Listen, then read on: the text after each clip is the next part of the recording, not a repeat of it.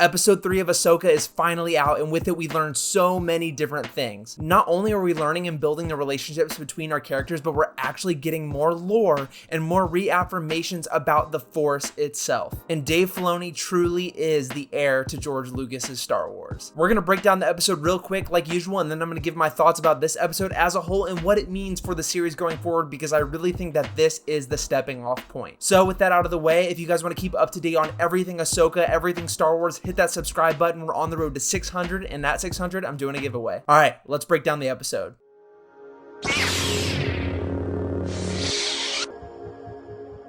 This episode starts with a very samurai-esque Jedi training session between Sabine and Ahsoka. Some people are calling this opening scene very slow, but I think it's great because we get a sort of meditation-style interaction between Ahsoka and Sabine and what it means to really focus on using the Force. Now, we know that Sabine is not Force-sensitive, but hear me out, there's a lot of things going on in this episode that really show us that, hey, Sabine could potentially use the Force in the future. And that's fine, and that's a good thing, and we'll talk about that more when we get to that point. I love seeing Sabine train with Huyang. He looked like General Grievous here with the 4 lightsabers, and this was really just heavy Star Wars lore and heavy Star Wars implications that just looked great and translated well on screen. There's so many things you can take a deep dive on with Huyang and everything he's been through, because, you know, he's trained Jedi over hundreds and hundreds of years. So he definitely knows what he's doing, and I love that he's training Sabine in the different stances. Ahsoka then trains Sabine with a helmet, which we've seen many times before in the Star Wars universe, again, with Kanan, with Ezra, with Luke Skywalker in A New Hope. This is a Star Wars staple, and it very, very much feels at home with the scene happening here. This whole interaction between Ahsoka and Sabine reminds me a lot of Obi-Wan training Luke, but at the same time, it's different because Ahsoka is sort of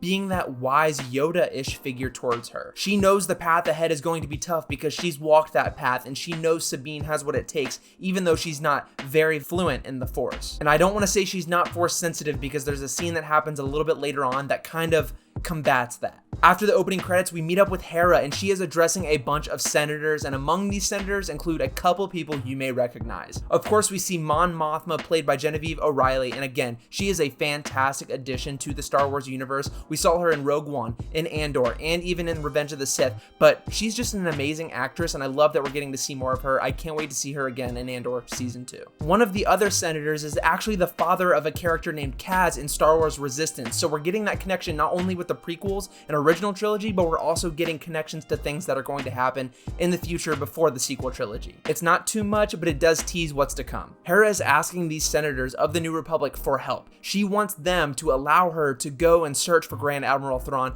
but they kind of deny her. They think the only reason she's doing this is because of her personal attachment to Ezra Bridger, who we know got lost with Grand Admiral Thrawn, and they think that Hera only wants to do this to find Ezra. And the New Republic cannot currently allocate that many resources to a cause that they don't necessarily think will be beneficial. After her meeting with the senators, we finally get our first look at Jacen Syndulla. I think Jacen looks absolutely fantastic. You can kind of see the resemblance, even though we've never seen Kanan in live action, to Kanan, and with the green hair, he just looks fantastic. And there's actually a point in this discussion between mother and son where Jacen says to Hera, "I want to be a Jedi," and Hera says, "I know you do." This might be a little bit of a tease as to the future of Jacen Syndulla, and I'm 100% on board with him becoming a Jedi. Now, who would train him? Most likely Ezra Bridger, considering that his master was his father, and I think that would be a really cool relationship, having Ezra being taught by Jacen's father, being the master of Kanan's son. Only time will tell if Jacen ends up becoming a more prominent character in this series, but for now, this seems like just a little cameo. Back with Ahsoka and Sabine on the ship, we learn a bunch of new, but not necessarily new, information about the Force. Back in the day, George Lucas stated that everybody and everything in the galaxy had the Force. The ability to use the Force definitely varies between people, but it resides in all of us. And this is the lesson that Ahsoka is teaching Sabine currently. We know from previous episodes that Sabine is not very Force sensitive at all. And Ahsoka said, just because you're not at the moment doesn't mean you can't train. This says a lot about a lot of different things in the Star Wars universe. Ahsoka even says that talent has a lot to do with it, but skill and training and hard work is most of it. This goes to show why Anakin was so powerful. His midi-chlorian count was so high, and he was so powerful, but didn't have to train as much. And then you have characters like Sabine who has to train a lot more more in order to get in contact with her Force abilities. This is nothing technically new, but it's really great to finally hear it exposed in the canon. Dave Filoni reintroduces us to the rules of Star Wars here, and it was done beautifully, because you have somebody who is a prominent Force user, who is very powerful, but very stoic and very wise, teaching someone who thinks all hope is lost and thinks that they're a complete lost cause. This was a great scene, and I love how at the end of it, we see Sabine try and move the cup with the Force, but it doesn't move. This is much better than seeing the cup shake or move. This is how you do it. This is great because we get to see Sabine struggle, and I know struggling isn't a great thing, but it builds character development and shows us when the time comes when she needs to use the Force and does, it's that much more satisfying. Ahsoka's goal here is to find Morgan Elsbeth and find what they're building, and they finally go to the planet, and Hera tells them that she cannot help because the Republic won't allow it. They arrive and see the giant hyperspace ring that Morgan Elsbeth is building to go to the other galaxy, and suddenly they are attacked by Shin Hati and Marok. A movie quality space battle ensues here, and I loved every minute of it. It felt like Star Wars. This whole episode, with the dialogue, with the transitions, with the editing, it felt very, very George Lucas, and I think a lot of people are enjoying that. The reviews for this episode have been very, very good, and this show has kind of broken that third episode curse of being, having the first two episodes be very great, but it tapers off. This third one is still very, very strong. The space battle actually does go on for quite some time, but then we get a really awesome moment with Ahsoka, which was definitely my favorite part of the episode. Their ship almost completely blows up, and Ahsoka has to go outside of the ship in a spacesuit and defend it while Sabine fixes it. This feels like it was ripped straight out of the animated shows, and it translated very, very well, in my opinion, to live action. One of the most badass Ahsoka moments happens here, where she's out in space deflecting bullets and then flips over and slices one in half. This is something you really can't often get away with in live action because it seems just too ridiculous, but they pull it off here, and I loved it. They're evading their pursuers, and all of a sudden we hear these noises and we know what's coming because what we've seen in the previous episode,